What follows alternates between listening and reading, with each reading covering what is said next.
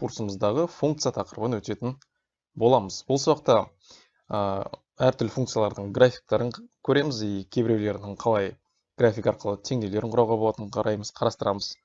Және де кері функция дегенді не екенін түсінеміз, қалай табу керек екен деген сияқты, және де жұптақтық и тағы да басқа заттар болады. Давайте бастайық.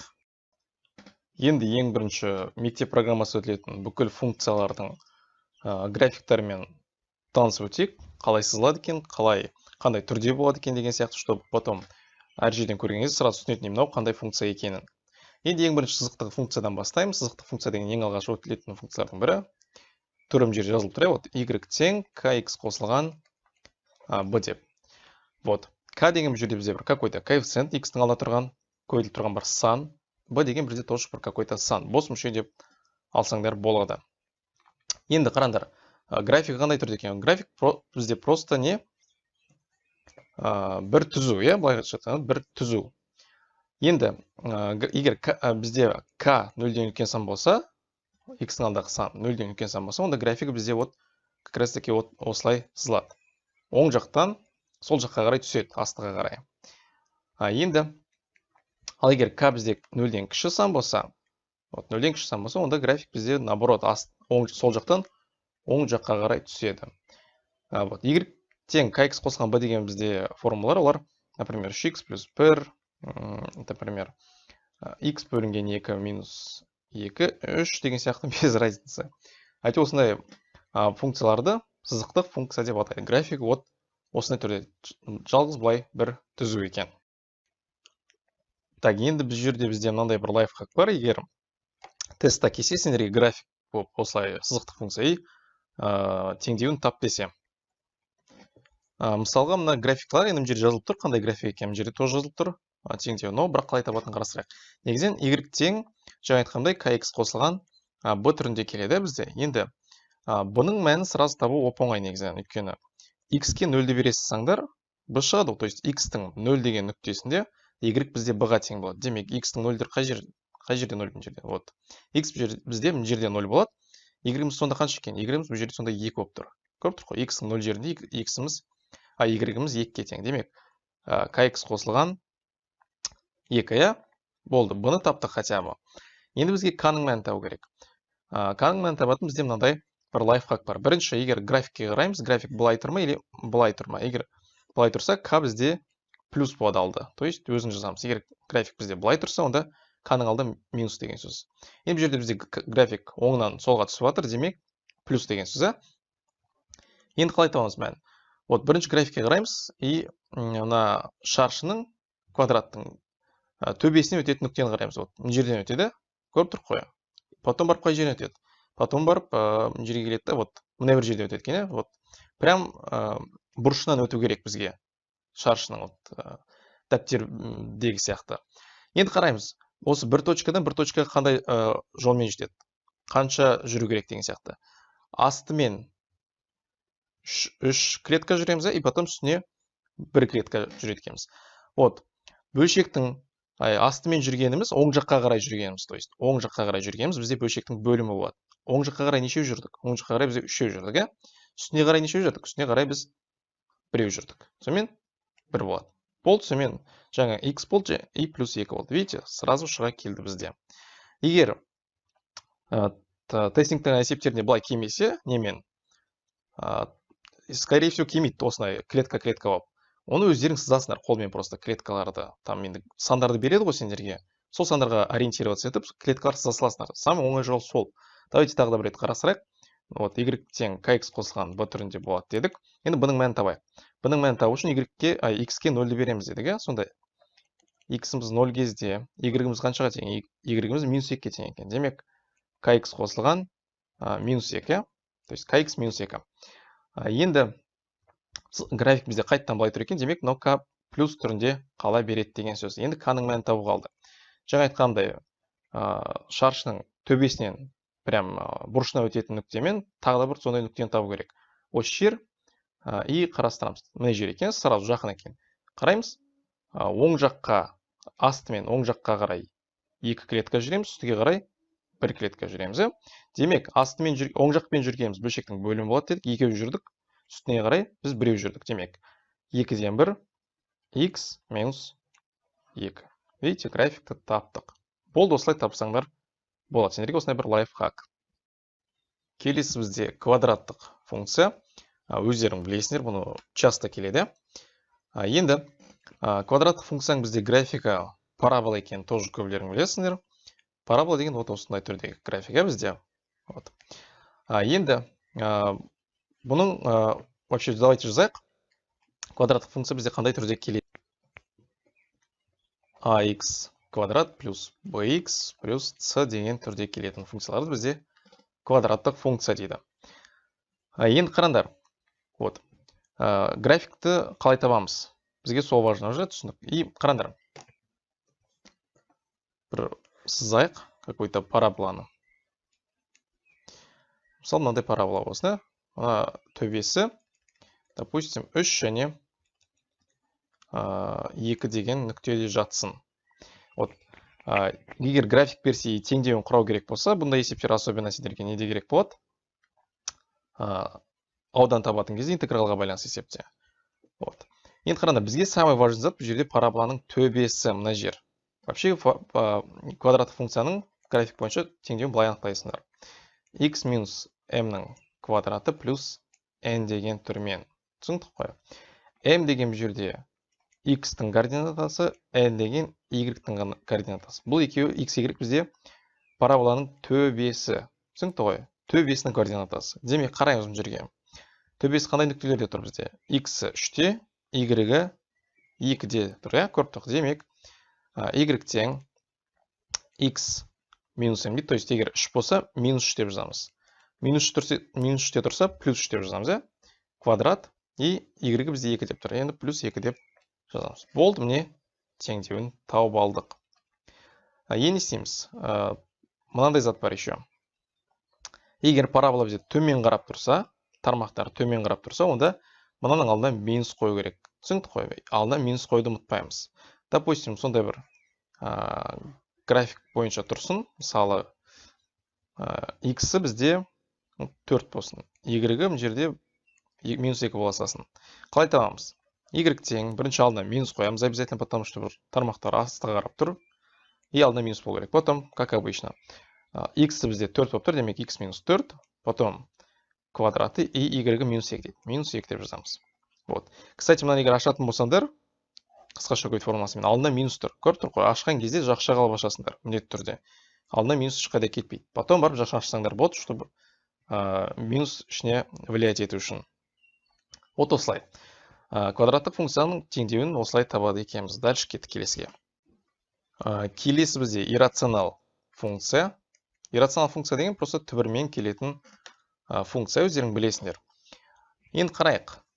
Графигі қандай екен? График бізде вот былай кетеді. Ну, например, координата болсын. Но вот бізде былай қарай кетеді. Бұл түбір асты x-тің координатасы. Түсінікті ғой? Былай қарай кетеді. Егер давайте мынаны түсінікті болу үшін kx деп алайық. X-тің алда тұрған коэффициент 0-ден үлкен болса, то есть x-іміз былайша айтқан кезде плюс сан болса, алдында плюс тұрса, онда график бізде былай қарай кетеді.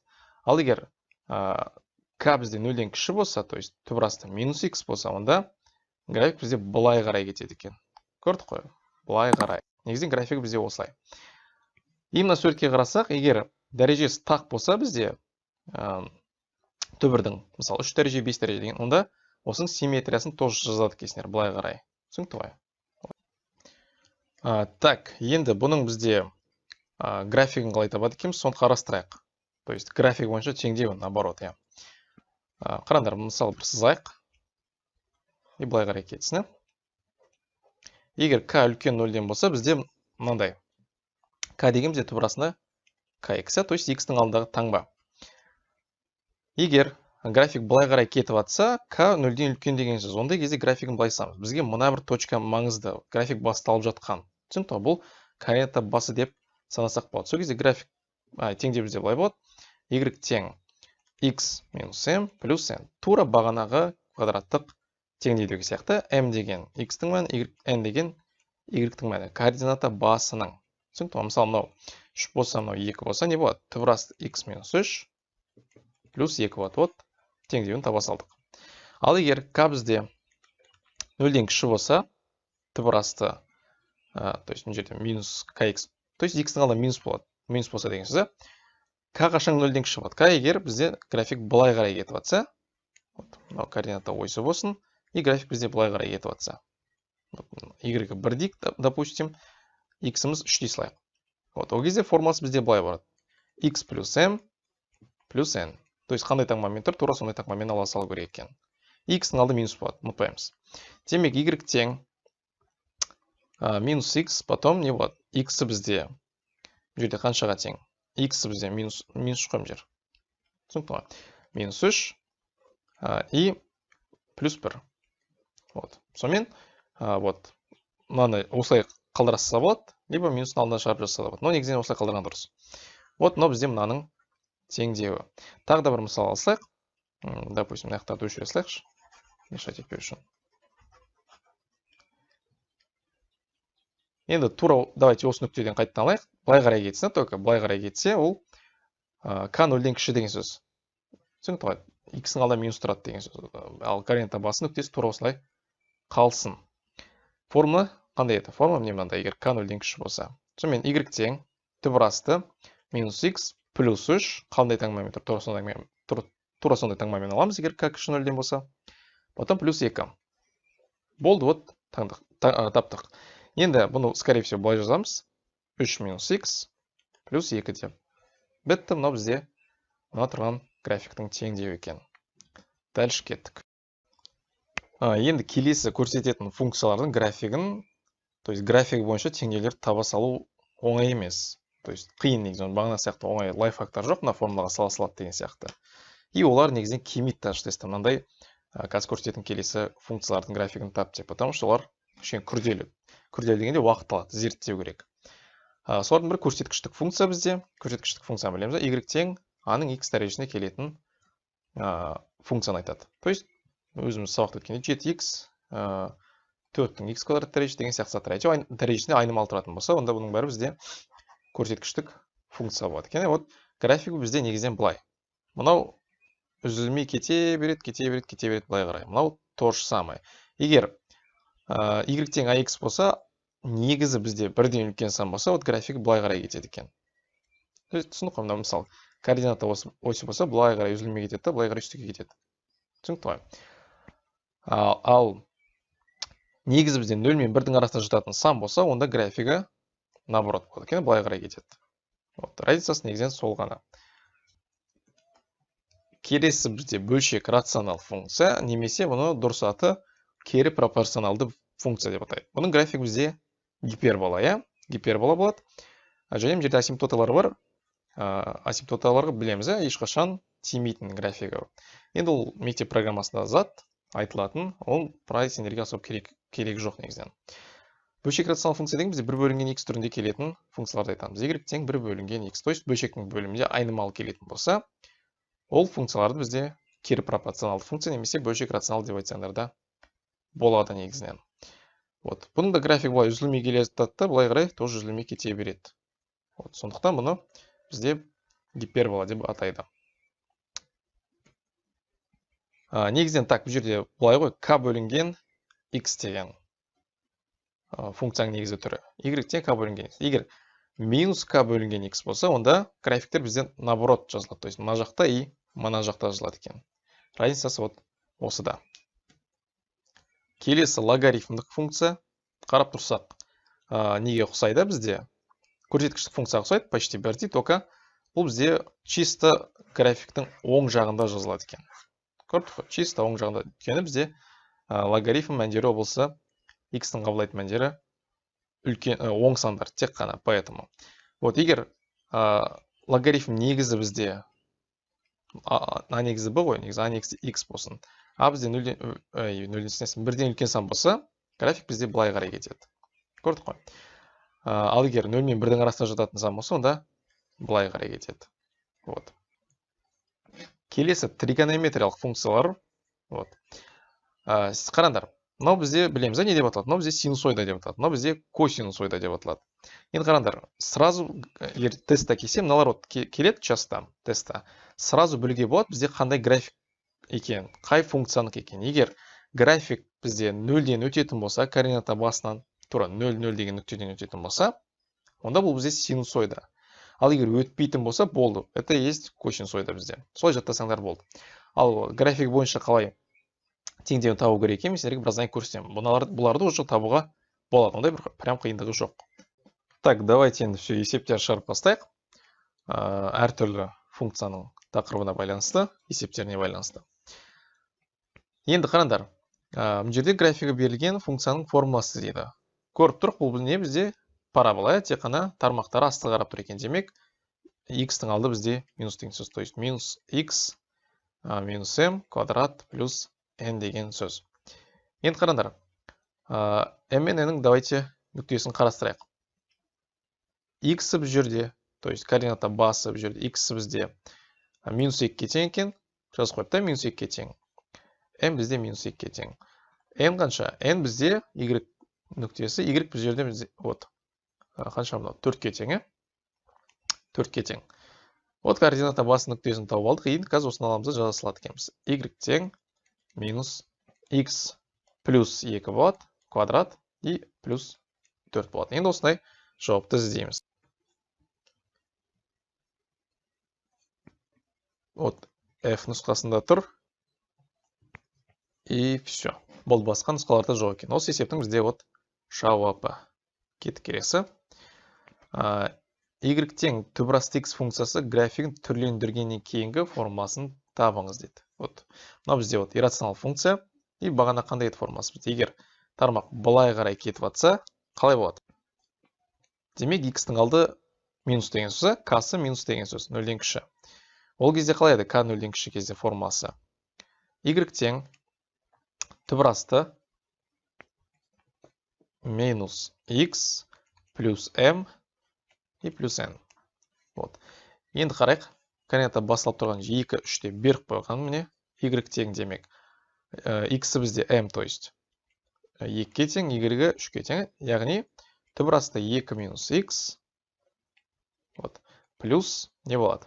Плюс 3 болады екен. Вот осы бізде мынаның теңдеуі. Ол қай нұсқада тұр екенін қарайық. Y тең 2 минус x плюс 3. Вот бұл нұсқасында тұр екен. Есептің жауабы вот осы бізде. Так, келесі есепте бүйтеді. Суретте көрсетілген график бойынша функцияның формасын табыңыз дейді. Енді көрініп тұр бізде не? Синусоида, то есть синус пен косинустың график екен сразу түсінеміз. Синусоида либо косинусоида. Енді график бойынша қалай табамыз?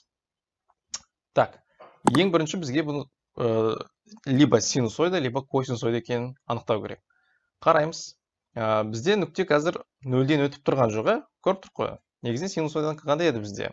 0 нүктесінен бізде былай өтеді, былай өтіп былай кетеді. Косинусоида бізде вот былай, то есть 1-ге тең болады, мына жерде 1-ге, потом былай кетеді. То есть 0-ден өтпейді оның былай сызығы. Алай тауып тұрған жер өтеді, x осінен. Былай 0-ден өтпейді. Енді мына графикқа қарасақ, то есть мына график бізде көтеріліп тұр негізінен үстіге қарай. Видите, мынау бізде үстіге қарай көтеріліп тұр. То есть мына графикті біз кішкене астыға түсіретін болсақ, астыға, то есть мынаны былай қарай астыға апаратын болсақ, мынау бізде, видите, 0-ден өтеді. То есть тура осының симметриясын жасасаңдар, то есть қайталап жасасаңдар, астыға түсіріп. Мына сендерде не болады? Сразу көрінеді, что синусоида, видите, 0-ден өтіп тұр.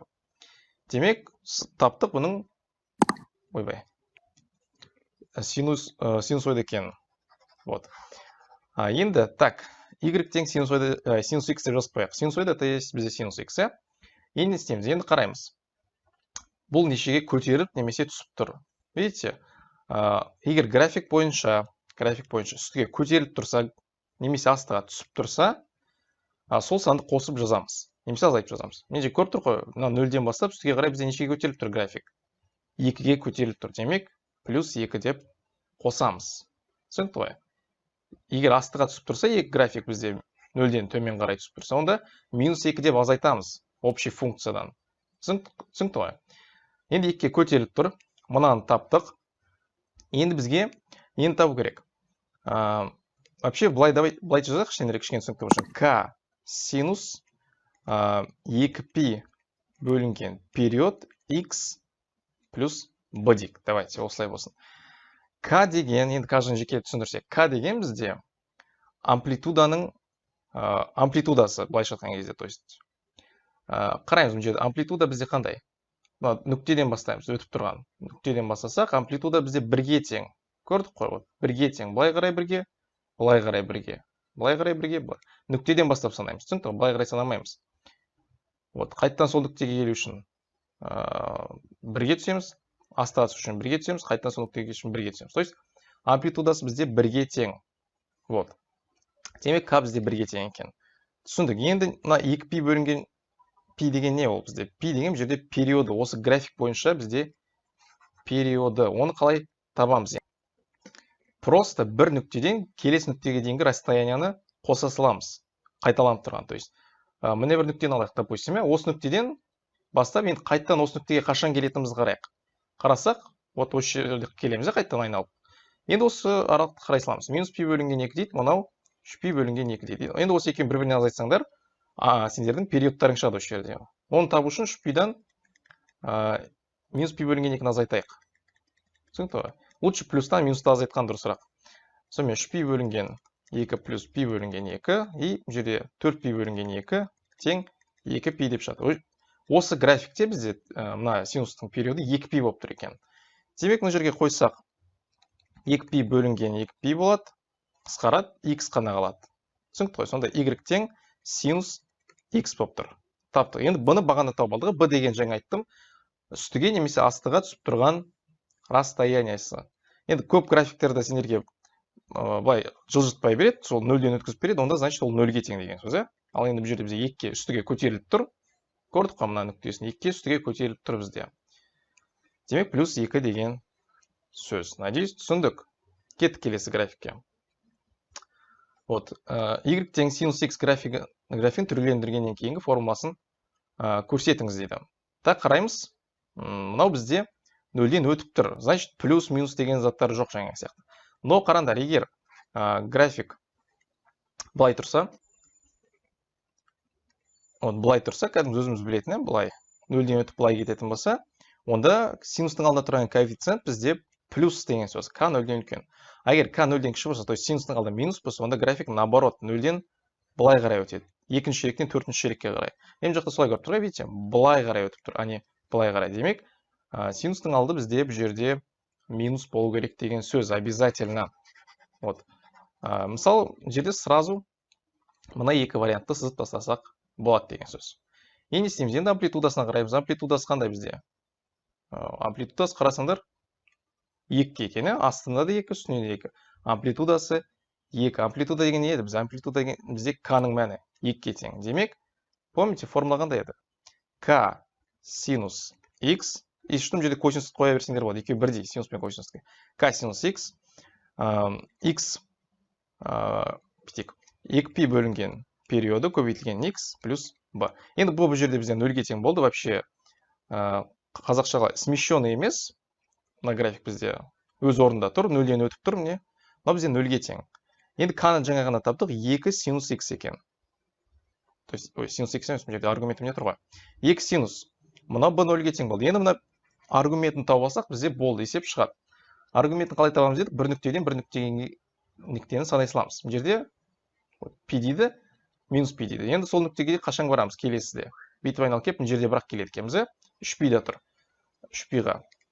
Көрдік қой, бір нүктеден бір нүктеге расстоянияны санай саламыз. Ол үшін ылғида плюста минусын азайтайық. 3π-дан азайтамын, минус пи-ді. Плюс болып кетеді, 4π деп шығады. Сонымен, мына жаққа 2π-дің астына p дегеннің орнына 4π-ді қоямын. Пи мен пи қысқарады, 2 мен 4 қысқарады, 2-ден 1 қалады. Демек, 2-ден 1 x немесе x бөлінген 2. И мынау минус болады дедік. Өйткені былай өтіп тұр мынау бізде. Видите, былай өтіп тұр. Егер былай өтсе, плюс болушы еді. Поэтому алдынан минусты ұмытып кетпейік. Мен өзім жаңа кішкене ұмытып кете жаздадық. Минус 2 синус 2-ден 1 x дегенді жауаптан зик. Бұл бізде Е нұсқасында тұр екен. Есептің жауабы Е. Прям таппай атсаңдар, бітсеңдер болады. X пен Y-дің орнына қойып көрсеңдер болады. То есть, x бізде 3π кезінде y-іміз 2-ке тең болу керек деп. Давайте тексеріп көрейік. Y тең минус 2 синус x бөлінген 2 дегенді. Вариант ылдай салу тоже негізінен ең оңай жолдардың бірі. X-тің орнына 3π-ді қойып көрейік. 3π-ді қоятын болсақ, минус 2 синус 3π бөлінген 2 болады. Енді синус 3π бөлінген 2, то есть 270 градуста нешеге тең? Минус 1-ге тең, әрине, иә? Минус 1 мен 2-ні көбейтсеңдер 2 шығады, плюс 2. Сонда дұрыс келіп тұр. 3π-ді қойған кезде менде 2 шығып тұр. Осылай тоже табасаңдар болады. Негізінен табу жолы вот осындай. Синус пен косинустікі бізде бірдей. Енді келесі функциядағы бізде тақырыбымыз ол бізде кері функцияны табу. Кері функцияны қалай табады? Кері функция дегеніміз, былайша оңай түрде айтсаңдар, просто x-ті өрнектеп ал деген сөз. Түсінікті ғой? Негізінен кері функция деген былай. X-тің кері функциясы бізде 1 бөлінген x. Екеуін бір-біріне көбейтсе, мынадай заң бар. Функцияға өзінің кері функциясын көбейтсе, обязательно 1 шығу керек деген. Мысалы, тангенстің бізде кері функциясы қандай? Котангенс x. Екеуін көбейтсе не шығады бізде? 1 шығады. Сол сияқты, кері функцияның негізгі смыслы сол. 1 бөлінген деген сөз негізден. 1 бөлінген функция бізде ылғайда кері функция болады. Енді қараңдар. Былай сендерге есепке бұл особо керек емес, жаңа айтқан зат. Есепке сендер қалай қолданасыздар? Бізге бітеді. Мына функциясына кері функцияны көрсетіңіз еді. Y тең 3x плюс 1 бөлінген x. Былай түсінсеңдер болды. X-ті өрнектеп ал деп. Болды. X-ті өрнектеп ал деген сөз x тең деп қалу бұл жерге бізге. Y тең деп тұр ғой бізге. X тең деп қалу. Біздің мақсатымыз сол. Сол кезде бізде кері функция шыға келеді. Енді давайте өрнектейік. Кәдімгі теңдеулер жүйесіндегі x-ті өрнектейсің, сол сияқты. Былай қарай пропорция көбейтейік. X, y тең 3x плюс 1. Давайте 3x-ті бері қарай алып келем. Ой, не жазып кеттік. 3x-ті бері қарай алып келейік. Бір ары қарай қалсын. X жақын сыртынан шығарам. Y минус 3 қалады. Тең 1-ге. Y-ті былай қарай бөлем. X тең 1 бөлінген y минус 3 деп аласыңдар. Видите, x-ті өрнектеп алдым. Кері функциясын таптық. X тең деп қалды. Енді ең соңында x пен y-тің орнына ауыстыра салу керек. Түсінікті ғой? X-тің орнына y-ті, y-тің орнына x жазу керек. Сонда y тең 1 бөлінген x минус 3 деген бізде мына тұрған функцияның кері функциясы.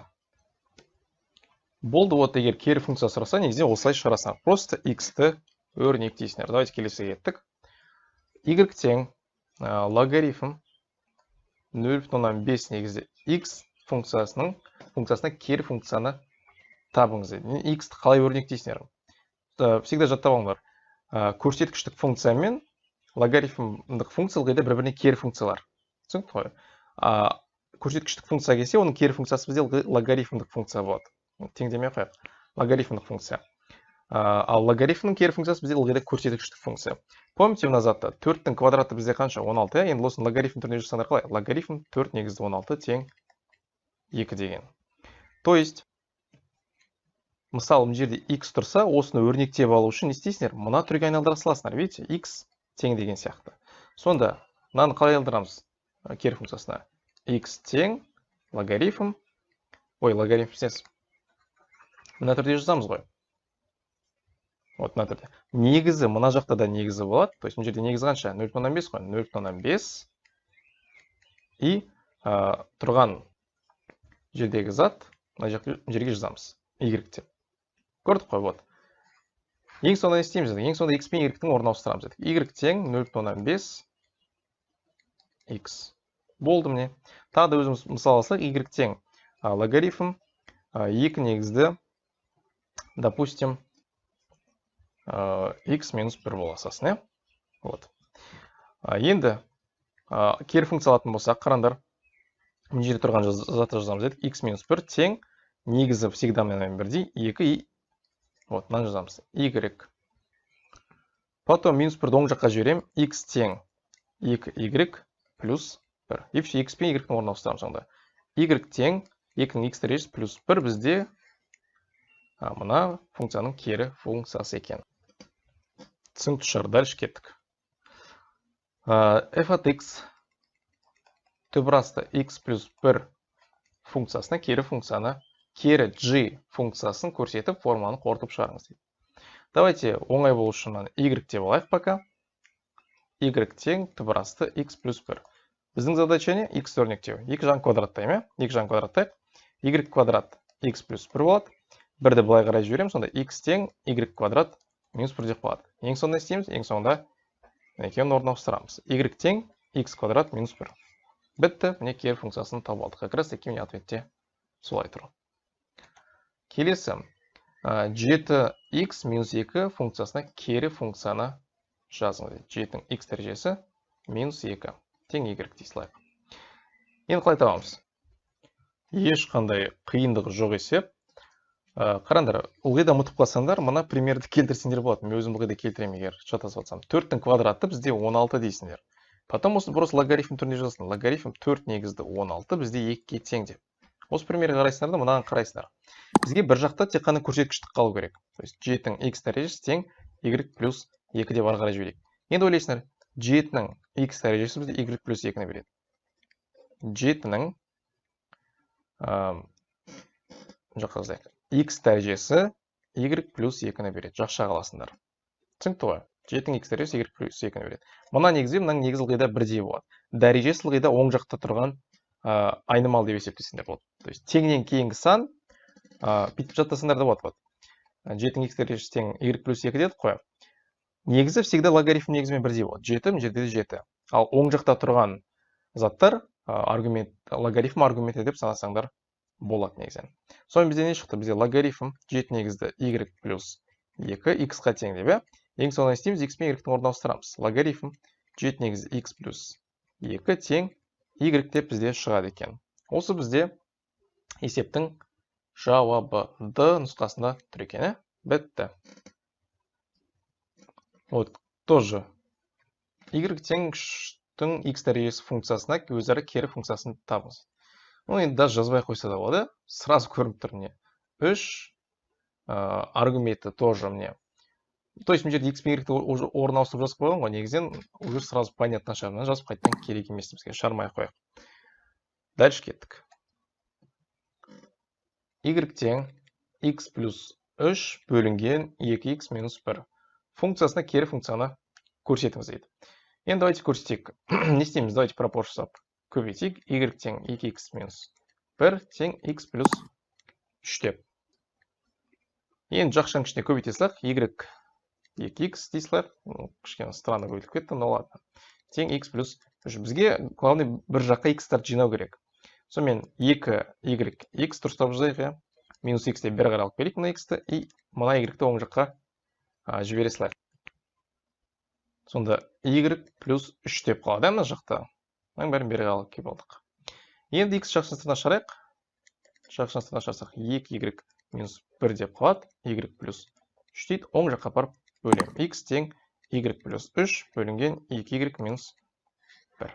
Все, таптық. Енді x пен y-ді орнына ауыстырайық. Y тең x плюс 3 бөлінген 2x минус 1 болады екен. То есть, мына өзі басындағы функциямен кері функциясы екеуі бірдей заттар екен. Көрдік қой, осындай жағдайлар тоже болады. Таңғалқамайық егер есептей келсе. Функциясы өзінің кері функциясына тең екен. Дальше кеттік. Y тең минус 5x плюс 4 функциясының кері функциясын табыңыз. Енді бұл өте оңай есеп. 4-ті ары қарай жіберем. Минус 5x деп қалады. Мен минус 5-ті былай қарай бөлем. X тең не болады сонда? Минус y минус 4 бөлінген 5. Немесе бүйтіп жазсақ та болады. Минусты мынаған әсер еткізіп, сонда 4 минус y бөлінген 5 болады. X пен y-дің орнына ауыстырсақ, y тең 4 минус x бөлінген 5. Осы бізде мынаның кері функциясы екен. Келесі y тең 3 дәрежелі төрдің астында 1 минус x куб функциясына кері функциясын табыңыз дейді. Так, табайық. Екі жағын давайте кубтайық. Y куб тең 1 минус x куб. Мына y-ті былай қарай, x-ті былай қарай, y-ті былай қарай жүрейік. X куб тең 1 минус y куб. И не істейміз? X-ның өзін табыш 3 дәрежені былай қарай бере саламыз. То есть 3 дәрежелі төрдің астында 1 минус y куб деп. X пен y-дің орнына ауыстырамыз. Y тең 3 дәрежелі төрдің астында 1 минус x куб болады екен. То есть бұл жағдайда тоже бағанағы есеп сияқты функциясы өзінің кері функциясына тең екен. Бітті есеп шықты бізде. Енді келесі анықталу облыс және мәндер облыс деген заттарды қарастыратын боламыз. Енді ең бірінші давайте постараемся түсінуге мәндер облысы мен анықталу облысы не екен. Y тең AX функциясын алсақ, как раз таки бізге түсінуге жақсы болады. Көрсеткіштік функциямен түсіну кішкене оңайырақ болады. Так, қараңдар, көрсеткіштік функцияның бізде мәндер облысы 0-ден плюс шекістікке дейін. Анықталу облысы минус шекістіктен плюс шекістікке дейін. Анықталу облысын D деп белгілейді, мәндер облысын E деп белгілейді. Енді қараңдар. Анықталу облысы деген бізде X-тің қабылдайтын мәндері. Түсінікті ғой? X-тің қабылдайтын мәндері деген сөз, X-тің орнына сен қандай сан қоя аласың деген сөз. Түсінікті ғой? Самый прям түсінікті болу үшін осылай жаттаған дұрыс. X-тің орнына қандай сан қоя аламын мен осы есепте деген. Мәндер облысы деген Y-тің қабылдайтын мәндері. Мен Y-тің орнына қандай сандар қоя аламын деген сөз. Түсінікті ғой? Разницасы сонда ғана. Анықталу облысы X, мәндер облысы Y. То есть мәндер облысын Y-тің орнына қандай сан қоя аламын, немесе Y қандай мәнге ие бола алады деген сұрақ қойсаңдар, болды, негізінен сразу түсінікті болады. Y тең мысалы 7x дәрежесі. Мен X-тің орнына қандай сан қоя аламын? Осы жерде просто ештеңе нетпей логически ойлап қараңдар. Любой санның любой дәрежесі бола беруге болады. Сен 7-ні қойды, минус 5 дәрежесі, қойды 1000 дәрежесі, қойды 0 дәрежесі бола берсе болады. То есть дәрежеге кез келген сан қоя аласың сен. Поэтому не болады? Анықталу облыс бізде минус шекістіктен плюс шекістікке дейін болады. А вот мәндер облысы неге тең болады? Y-тің қабылдайтын мәндері. Y неге тең болып тұр? Y мынаған тең болып тұр. Мынау өзі общий қандай санға тең болып кете алады деп түсінсеңдер болады. Либо 7x тең Y қой. То есть 7x қандай мәнге тең бола алады? Видите, 7x тең Y деп Y-тің қабылдайтын мәндері болса. Біз білеміз, сен санға қандай санның дәрежесіне қандай да бір сан тұрсын, любой сан тұрса да, ол ешқашан минус санды бермейді. То есть 7-ің минус 1 дәрежесі болса да, то есть минус 1 дәрежесі болса да, 0 дәрежесі болса да, 1000 дәрежесі болса да, минус сан болсын, 0 сан болсын, плюс сан болсын, ол ылғида результаты ылғида бізде қандай болады? Плюс сан шығады. Даже 0-ға тең болмайды, ылғида плюс сан шығады. Логически, иә? Демек, видите, 7x қаншаға тең бола алады бізде? Тек қана оң мәндерге, яғни мәндер облысы 0-ден плюс шекістікке дейін. Вот, негізінен разницасы осы. То есть разница емес, түсінігі. Мәндер облысы мен анықталу облысы. Мысалы, Y тең x квадрат функциясы қандай бізде? X-тің орнына сен любой сан қоя аласың, то есть минус 5-ті де квадраттай аласың, 2-ні де квадраттай аласың деген сияқты. А вот оның квадраты бізде, то есть квадраты нешеге тең бола алады? То есть Y-ге тең деп тұр ғой, Y неше бола алады? Тек қана плюс сандар болады, теріс сандар болмайды. Поэтому бұныңқы де 0-ден плюс шекістікке дейін. Жүрден бірақ 0 кіреді. То же самое. Y тең түбірасты бір какой-то x минус 1. Иррационал функция. X-тің орнына сен любой сан қойсаң болады. Вот только оның мәні, общий түбірдің мәні, Y-тің мәні 0-ден плюс шекістікке дейін болады. Түбірден минус сан шықпайды. Білеміз. Енді тақ болса өзгереді ол уже басқаша. Вот. Сонымен, надеюсь, түсініңдер. Мәндер облысы және анықталу облысы деген не екен. Кішкене логикасын түсінсеңдер, потом есептерде ондай бір қиналмайсыңдар. Енді давайте есептер шығарайық. Қазір бірінші анықталу облысына байланысты есептер шығарамыз, потом мәндер облысына байланысты есептер шығаратын боламыз. Енді қараңдар, анықталу облысын сендер математикада осы мектеп программасы 4 функциядан ғана табасыңдар. Ең бірінші ол бізде, давайте логарифм деп алайық, логарифм а негізді b болсын. А негізді b деген бұл жерде аргументі, b-ның орнында обычный x-тар тұрады бізде. Вот, логарифмның анықталу облысы ылғида бізде b үлкен 0-ден. Вот осы бізде бір анықталу облысы. Потом неден табады анықталу облысын? Потом бөлшек рационал немесе кері пропорционалды деп айтады, функциялардан табады. X минус 1 там. Әйтеуір бөлшектің бөлімінде айнымалы болса. Бөлшектің бөлімін білеміз, қандай санға бөлуге болмайды? 0-ге бөлуге болмайды. Демек, бөлшектің бөлімі бізде 0-ге тең болмау керек деген осындай зат бар. Түсініп қой. Осы жерде мысалы x тең емес 1-ге деп. Бұл екінші анықталу облысын табатын зат. Үшінші анықталу облысын табатын зат ол бізде түбірасты білеміз, түбірастындағы мән. Түбірасты не істейміз? Егер еще жұп түбір болса бұл табу керек. То есть дәрежесі түбірдің қарапайым түбір өзіміз біледі, немесе дәрежесі 4 дәреже, 6 дәрежелі түбірлерден анықталусын табу керек. Ол кезде істейміз. Түбірдің астында не тұр? Соны 0-ден үлкен немесе тең деп аламыз. Осы жерде x үлкен немесе тең 1-ден деп шығады. Бұл үшінші случай анықталусын табатын. Төртінші случай бізде арк косинус пен арк синустың анықталуы болса. Ол бізде екеуінің анықталуы болса бізде минус 1-ден x дей салайық 1-ге дейін. Осы аралық. Минус 1-ден үлкен бола алмайды, и бірден үлкен бола алмайды. Бұның мәндері. Вот, сендерден сұраса анықталу болсын, осы төртеуден ғана сұрайды. И вообще есептер шығарған кезде логарифм есептерін шығарсаңдар, бөлшек рационалдық функциялардың есептерін шығарсаңдар, қатысы бар осы есепте. Түбір есептер шығарсаңдар, бұл өрнек болсын, теңдеу болсын, теңсіздік болсын, анықталу болсын, всегда табу керек.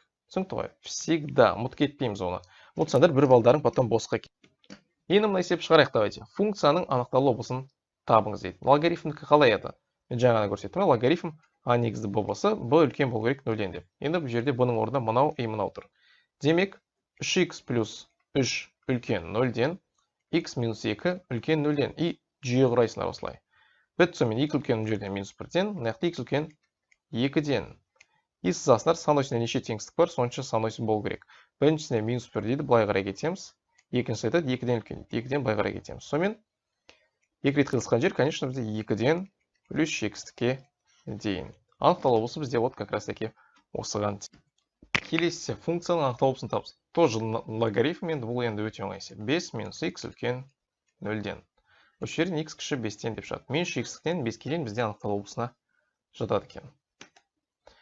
Келесі y тең түбір асты x квадрат минус 9 дейді. Көбейтілген арк косинус 3 минус 2x бөлінген 5 функциясының анықталу болсын табыңыз. Так, түбірдікін білеміз, түбірдікі қандай? Түбірдің астына тұрған затты 0-ден үлкен немесе тең деп аламыз. Ал арк косинус пен арк синустікі қандай? Арк косинус пен арк синустың анықталу болсын табатын кезде аргументін аламыз ылғида. Бірінші минус 1-ден үлкен дейміз, немесе тең. Екінші, тура осылай жазамыз да, 1-ден кіші немесе тең дейміз. Помните, айттым ғой, минус 1 мен 1-дің арасы. Вот поэтому солай жаздық. Енді аламыз да жүйе құраймыз. Бұл 3 теңсіздігі бар жүйе шықты. Жеке шығарамыз каждый. Бірінші, x үлкен немесе тең плюс минус 3-тен шығады. Біріншісін таптық сразу. Екіншісі, давайте пропорциясы көбейтейік. 3 минус 2x үлкен немесе тең минус 5-тен. 2x-ті былай қарай 5-ті бері қарай жібереміз, 8 үлкен немесе тең 2x-тан, x кіші немесе тең 4-тен. Екіншісін таптық. Үшіншісін давайте есептейік. Тоже пропорциясық. 3 минус 2x кіші немесе тең 5-тен. Пропорциясыдағы минус 2x былай қарай 5-ті бері қарай жібереміз. Сонда минус 2 кіші немесе тең 2x-тан, x үлкен немесе тең минус 1-ден. Вот. Үшіншісін тоже таптық. Енді 3 санойсын сызамыз. Так, біріншісі дейді, бірінші минус 3 пен плюс шықты бізде. Минус 3 пен плюс бояйды екенбіз еще оларды. Плюс, минус, плюс. Так, таңбасын деп тұр, үлкен деп тұр. Плюс жақтарын бояймыз. Екіншісіне шықты, екіншісіне 4-тен кіші дейді. 4 мына жақта боялады екен еще. 4-тен кіші ең соң таңбасына қараймыз. 4-тен кіші деп тұр бізде. Былай қарай кетеді екенбіз. Прям паритет боямай қойық, но вот осылай. Үшіншісі айтады, бізде минус 1-ден үлкен дейді. Минус 1 примерно мына жақта бізде. Минус 3-тен үлкен сан ғой. И былай қарай. Сонымен 3 рет қиылысқан жер қайсысы бізде? 3-тен, конечно, 4-ке дейін. Басқа 3 рет қиылысып тұрған жері жоғы. Тік жақша 3-тен 4-ке дейін. Енді қараймыз. Такта тұрмын жерде 4 боялған ғой тік жақша. 3-тен 4-ке дейін тік жақша екеуде. Енді ол бізде С нұсқасында тұр, және 3-тен 4-ке дейін деген Д нұсқасында тұр екен. Кіші немесе тең деген тік жақша деген сөз. Вот. Сонымен С-да есептің бізде жауаптарына тең. Дальше кеттік. Анықталу болысында кеммейлі функцияны көрсетің. Енді бұл жерде анықталу болысында кеммейлі функцияны анықтаңыз деп айтқан, бірақ сұрақ кішкене дұрыс емес. Бұл жерде вообще кеммейлі функцияны тап деген сөз. Кеммейлі функция деген, былай түсінсеңдер болды. X-тің орнына сан бере берген сайын функция кемей береді, то есть минусқа кете береді деген сияқты. Енді бұл жерде сразу түсінген отырсыз, что С нұсқасы дұрыс екен, өйткені y-тен минус пиді грубо алсаңдар болады, минус 3 деп. Түсінікті ғой? Еще минус бұл жерде неге қатысы жоқ? 3-ке. Пиға, то есть енді 3 деп алдық қой. Қатысы орасы жақшаң іште тұршы. То есть сендер 3-ке, допустим, 1 берсеңдер минус 3 болады, 2-ні берсеңдер минус 9 болады, 3-ті берсеңдер минус 27, минус 80 и так далее кете береді кем-кем. Түсінікті қой? Дәрежесі көп болған сайын функция кемей береді постепенно. Вот осы есептің бізде жауабы болады екен. Дальше кеттік. функцияның анықталу болсын табыңыз дейді. Енді логарифмдік оны түсіндік қалай табатын. 12 плюс 7x плюс x квадрат. Минус қойым жерде. Үлкен 0-ден, давайте енді минусқа көбейтіп жіберейік. X квадрат минус 7x плюс 12 кіші 0-ден болып кетеді. Енді дискриминант 49 минус 48 1. x1 мен 2 7 плюс минус 1-ге бөлінген 2-ге. Біріншім сонда менде 4 шығады, екіншім 3 шығады екен. Енді саяқ. 3, 4 плюс минус плюс таңба ең соңғысы кіші деп тұр. Минус жағын бояймыз. Сонымен 3-тен 4-ге дейін бізде есептің жауабы анықталу болса осыған тең болады. Келесі функцияның анықталусын табыңыз дейді. Тоже y тең 0,3-тің түбір асты 9 минус x квадрат дәрежесі және плюс 1 бөлінген x плюс 2 дейтін. Жерде екі функция тұры как раз анықталусын табатын кезек-кезек табамыз. Енді қараңдар 9 минус x квадрат үлкен немесе тең 0-ден білеміз. Енді келесі x плюс 2 тең емес 0-ге жүйе. Ылғида екі функция келсе, который бірге табу керек анықталу болсын. Ол кезде жүйеге аласыңдар обязательно. Біріншісінен x квадрат кіші немесе тең 9 деп жазып аламыз. Наоборот, сонымен x кіші немесе тең плюс минус 3 деп шығады. Потом жерден x тең емес минус 2 деп шығады. Енді сызатым жерде біреу ғана. Бірінші сызайық. Минус 3 плюс минус плюс. Таңба кішітір минус жағын бояймыз. И мына нүктені ұмытпаймыз. Помните, x тең емес минус 2 деген. Минус 2 примерно жерде. И бұған тең болмау керек. Түсінікті ғой, вообще тең болмау керек. Демек, бұны бізге аттап кету керек. То есть минус 3-тен келатамыз минус 2-ге дейін аттаймыз. Кірмейді деп жазамыз обязательно жай жақша. Потом минус 2-ден аттап, дальше өзіміздің баратын жерімізге барамыз 3-ге дейін. Вот осы бізде есептің жауабы анықталу болса осыған тең екен. Келесі функцияның анықталусын тап дейді. Y тең тригонометриялық функциялар беріпті. Тангенс x, потом синус x. Не деп жазамыз? Тангенс x үлкен емес тең 0-ден, түбірдің астын сөйтіп жазамыз ғой. Потом синус x тең емес 0-ге жүйе. Тангенс x табайық енді. 0-ден үлкен немесе тең дегенді. 0 мін жерде үлкен десе былай қарай кетеміз, естеріңде болса. Былай қарай кетеміз. И үлкен немесе тең деп тұр. То есть мына нүкте кірет деп тұр бізге. Ол айтып тұр. Ответ негізден бұл жерде p-нан пи бөлінген 2 плюс p-ға дейін. Тангенсті таптық. Енді синус x тең емес 0-ге дейді. Синус қай кезде 0-ге тең емес бізде? X тең емес. Помните, кәдімгі теңдеу деп аласыздар. Синус x тең 0-ге деген теңдеудің ответ қандай? X тең p-ні. Енді то же самое. X тең емес p-ге. Демек, мынаған тең емес деген сөз. Бұны 60-та деген сөз емес, просто мына нүктені бояма деген сөз. Сонда ответ p-нан p-н кірмейді. Негізден, егер мына синус жоқ болса, мына условие бізде мына тік жақша болушы еді. Өйткені тангенс x үлкен немесе тең деп тұр. P-нан пи бөлінген 2 плюс p-ға дейін. Есептің бізде жауабы. Келесі. Тоже функцияны анықталусын тап деген. Енді түбірдікін білеміз. X квадрат көбейтілген 4x минус 4x плюс 1 үлкен немесе тең 0-ден. Енді давайте мына 4x плюс 1 дегенді жүктейік. То есть 4x көбейтілген 4 деп жазайық. Үлкен немесе тең 0-ден. Осы жерден 4x жақшаны сыртынан шығарайық. Шығарсақ x квадрат минус 4 қалады үлкен немесе тең 0-ден. Енді жеке-жеке 0-ге теңестірсек 4-дің x дәрежесі үлкен немесе тең 0-ден. Бұл и так факт. То есть бұл жерде ответ бізде минус x-тен плюс x-ке дейін болады. Неге? Өйткені біз білеміз, что мәндері болса 0-ден плюс x-ке дейін екені. Ладно, оңай тілмен түсіндірсек, то есть x-ның орнына сендер қандай сан қойсаңдар да, не үшін минус x-тен плюс x-ке дейін деп алдық? Өйткені x-ның орнына сендер любой сан қойсаңдар да 4 одан шығатын мән общий 0-ден үлкен болады. Түсінікті ғой? Енді демек, мынаның ғана жауабын қазір жауап қаламыз. X квадрат минус 4 үлкен емес тең 0-ден. X квадрат үлкен емес тең 4-тен, x үлкен емес тең плюс минус 2-ден. Минус 2, 2 плюс минус плюс, таңба үлкен деп тұр. Плюс жақтарын бояйым. Минус x-тіктен минус 2, тік жақша 2-ден плюс x-тікке дейін. Есептің жауабы осы. келесі функцияның анықталуысын табыңыз дейді, бағанағы есеп сияқты бір. Осы жерде сонымен косинус x үлкен емес тең 0-ден, потом синус x плюс 1 тең емес 0-ге, сонымен осы жерде синус x тең емес минус 1-ге деп шығады. Жүйе. Енді давайте сызып қояйық. Косинус x үлкен 0-ден деген не деген сөз? Косинустың 0-дер қай жерде?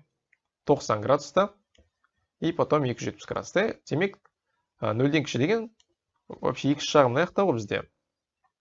Получается, общий бізге сол жағын боя деген сөз. Мына жақтар 0-ден кіші деген косинус. Косинустың минус мәндері бізде мына жақта. Вот. Енді қазірше ответі бізде пи бөлінген 2-ден 3пи бөлінген 2-ге дейін болып тұр. Бұлай қарай, екеуі де тік жақшамен. Енді айтады, синус x тең емес минус 1-ге дейді. Минус 1-ге деген қандай бізде, қай жерде сан, то есть. Кәдімгі теңдеу сияқты шығарамыз дедік бағана. Мынаны тең емес дегенді просто қарамай. X тең емес. Помните, дербес жағдай. Минус пи бөлінген 2 плюс 2пен. Енді қараңдар, минус пи бөлінген 2 деген бізде мына жерде. Демек, мына нүкте тең емес деген сөз. Сондықтан мына нүкте кірмейді деген сөз. Ответ сонда пи бөлінген 2 плюс 2пеннан 3пи бөлінген 2 плюс 2пенға дейін. Но только жай жақша қоясыңдар. Разницасы осы ғана. 60 деген жоқ бұны ответтен. Просто жай жақша қой деген сөз. Либо ответ былай береді, қараңдар. Ответ либо плюс түрінде береді, либо наоборот минус жағынан санап былай қарай береді.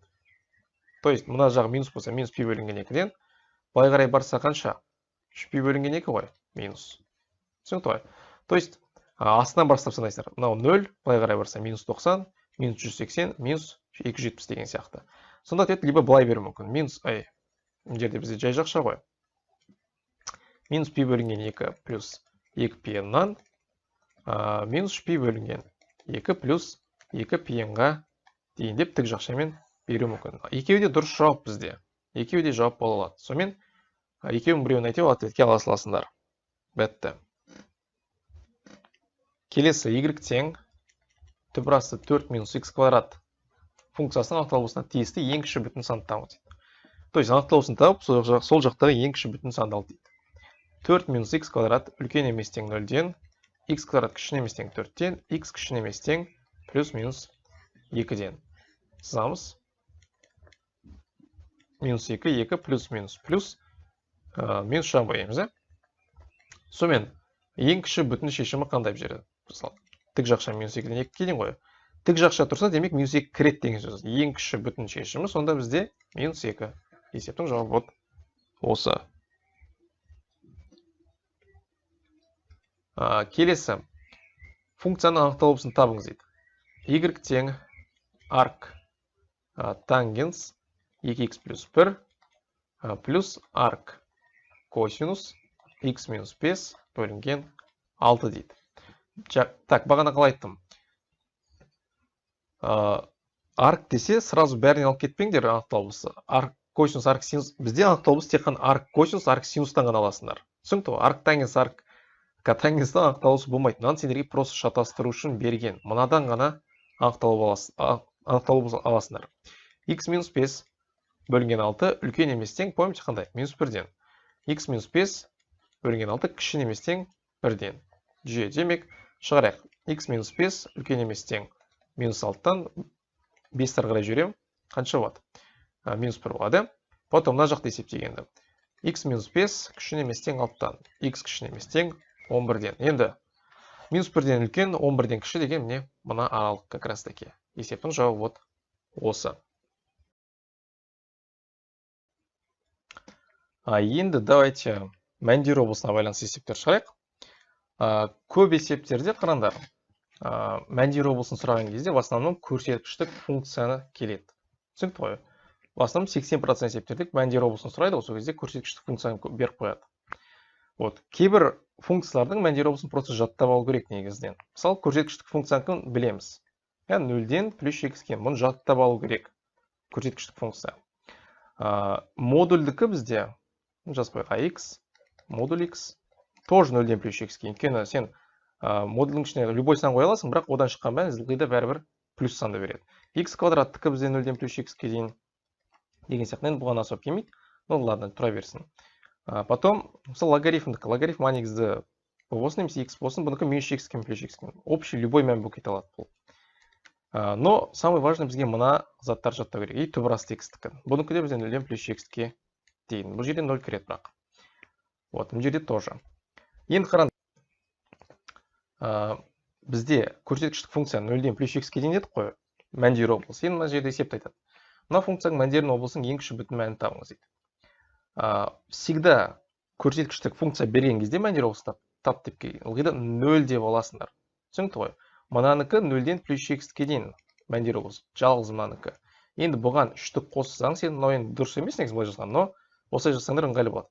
Мынаның мәндер облысы 0-ден плюс x-ке, енді осыған 3-ті қоссақ, не болады? 3-тен плюс x-ке дейін болады. Бітті, міне мәндер облысын таптық.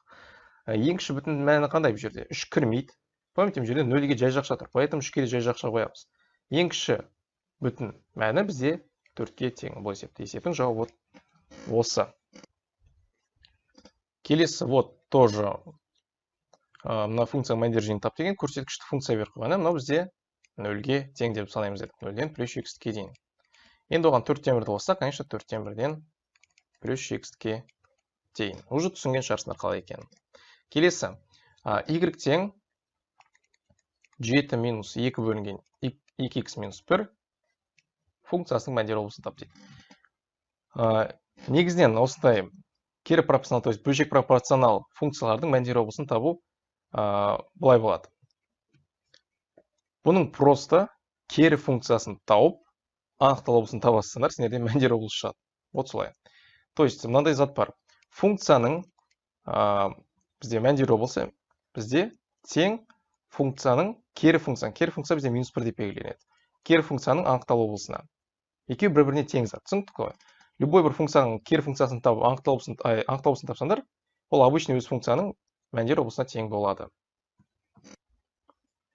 Сондықтан енді осы жерден давайте кері функциясын табайық. Осы бөлшек рационал, кері пропорционал келсе, сөйткендерің дұрысырақ болады. Так, давайте ол үшін енді мынаны бері қарай, y-ті бері қарай жіберейік. 7 минус y болсын. Потом пропорция жасайық. 2 тең 7 минус y, 2x минус 1 деп. Потом 7y былай қарай бөлеміз, 2x минус 1 тең 2 бөлінген 7 минус y, 1-ді былай қарай жіберем, 2x тең 2 7 минус y плюс 1, и 2-ні былай қарай бөлсек, сонымен x тең 2 7 минус y бөлінген 2 минус плюс 2-ден 1. Енді 2 мынаяқта бізде былай қарай ішіне көбейтіп кетеді. Кәдімгі бөлшек түрінде есептесеңдер. 2 емес уже 4 болады. 4 бөлінген 7 минус y плюс 2-ден 1. Енді осы жерден қалай еді анықтал облысын алсақ? Y тең емес 7-ге, иә? Бөлшектің бөліміндегі затты 0-ге тең емес деп аламыз. Y тең емес 7-ге шығады. Болды өстіп мәндер облысын тауып алдық. Кері функциясының анықтал облысын тауып арқылы основной функцияның мәндер облысын тауып алдық. Демек, минус x-тен 7-ге дейін, иә? Бірігуі 7-тен плюс x-тен. То есть, негізі минус x-тен плюс x-ге, бірақ 7-ге тең емес дейді. 7-ні аттап өт дейді. 7-ге келдік, аттап өттік, потом дальше кеттік. Бұл да осы бізде есептің жауабы. Келесі аның қандай мәнде өрнектің мағынасы болмайды дейді. 1 бөлінген түбір квадрат плюс 1. Енді ол айтып тұр, қандай кезде вообще өрнектің мына мәні болмайды. Егер бөлшектің бөлімі бізде 0 болып кетсе, иә, мағынасы болмай қалады. Сол үшін қай кезде аның қандай мәнде бөлшектің бөлімінен 0 шығады, либо бөлшектің бөлімінде еще бізде түбір тұр. Қай кезде минустан шығады деген сияқты. Енді қарап тұрсақ, біріншіден, бұл жақта общий бөлшектің бөлімінен 0 шығу үшін жерге бізге минус 1 керек. Минус 1 бізге сыртында квадрат тұрса никак келмейді. Екіншіден түбір тұр, түбірдің астынан мән болмай қалу үшін бізде минус сан шығу керек. Ал енді минус сан шығу үшін аның мәні а квадраттың мәні. Плюс 1-ден минус сан үлкенірек болу керек. Но енді квадрат тұрғаннан ол жерде ылғи да бізде плюс сан шығады. Поэтому никак бұл жерде. Сонда аның ешқандай мәнінде мағынасы болмайды. То есть любой мәнінде мағынасы болады бұл жерде. Түсінікті болған шығар. Функцияның мәндер облысын тап дейді. Енді бұны көзбен шығаратын шығарсыңдар, иә? 6-тан плюс x-ке дейін. Кеттік келесі. Жерде почти то же самое. Тек қана бір условиясы бар. Мен бағана айттым, модуль x-тікі бізде 0-ден плюс x-ке дейін дегенде жай жақша емес 0-ге тік жақша қоямыз. Өйткені 0-ге айналып кете алады, бұл көрсеткіштік функция 0-ге айналып кете алмайды. Мынау бізде 0-ге айналып кетеді, 0 қойсақ 0 шығады. X-ның орнына. Вот демек, мына жерде уже тік жақшамен аламыз. Разница сол ғана. Мынау общий 0 дейміз, бірақ тік жақшамен 0-ден плюс x-ке дейін. Енді оған 5-ті қоссақ, не болады? Тік жақша 5-тен плюс x-ке дейін болады. Есептің жауабы вот. Келесі. 4x минус 1 функциясының графигі координаталар жазықтығының қай шеректерінде орналасқан дейді. Енді былай алатын болса, координата ойсын. Мынаны лучше түсінген дұрысырақ. Мынау бірінші шерек, мынау екінші шерек, мынау үшінші шерек, мынау төртінші шерек деп аламыз. Кәдімгі шеңбер сияқты. Енді қай шеректе орналасқан табу үшін просто y тең 4x минус 1 деп ойлаймыз. Сосын x пен y-ке мән беріп просто таба саламыз. Солай ең ыңғайлысы сол болады. x-қа 0-ді берсек, то есть x-ке 0-ді берсек, мынау бізде 1-ге тең болады, 1-ден 1-ді айтсақ 0 болады екен. Бірінші нүкте міне. Екінші нүкте енді x-ның орнына 1-ді берсек 4 болады, 4-тен 1-ді айтсақ 3 болады. X-ның орнына 2-ні берсем 4-дің квадраты 16, 16-тан 1-ді айтсам 15. Так, осы екі нүктені сызбайық. 1, 3, 15, 2, допустим. Вот. Пока былай сызасылайық. Бірінші шерек екен көрдік. Енді 1-мен 3 пе, либо 1-мен 2-ме екеуін біреуін табу керек бізге. Ол үшін минус сандар берейік. Минус 1-ді берсем, тағы жазылайық. Минус 1-ді берсем, то есть 4-тен 1 болады, 4-тен 1-ден 1-ді айтсақ, не болады бізде? Минус 4-тен 3 шығады. Демек, x-ымызға минус 1-ді берген кезде, минус 1-дің жерде минус 4-тен шықты. Примерно яқты. Түсініп тұрық, что бірінші шерек пен үшінші шерек екен. Б нұсқасы біз есептің жауабы болады.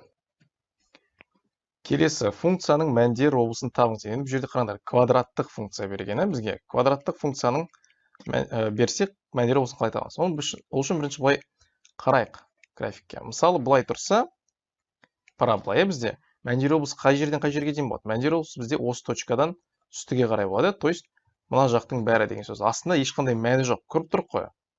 Y-тің астында. Демек, координата нүктесінің басы, Y мәні бізде как раз таки мәндер облысы болады. Енді сол Y-тің мәнін анықтау үшін, координата басындағы Y-тің мәнін анықтау үшін, бізге x0 мен y0 табу керек. x0 табатын формасы бар бізде. Минус b бөлінген 2. Просто жаттап алу керек. Ана дискриминант шығарған кездегі формула, только плюс-минус дискриминант деген жоқ. Демек, минус 2b деген біздерде, помните, ax квадрат плюс bx плюс сол жердегі b-ны айтады. Жерден b бізде 2 болып тұр. 2 бөлінген 2 көбейтілген a деген жерде 1 алдында тұрады. Демек, минус 1. Мұна таңбасымен 1-ге аласыңдар, обязательно. Сонда общий 1 шығады екен бізде. x0 таптық.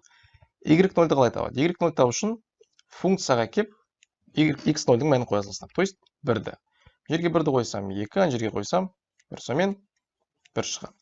Болды, сонда енді қараймыз. Либо бұл бізде 1-ден плюс x-ке дейін мәндері болса, либо минус x-тіктен 1-ге дейін. Қай саламыз десеңдер, x-ке қарайсыңдар.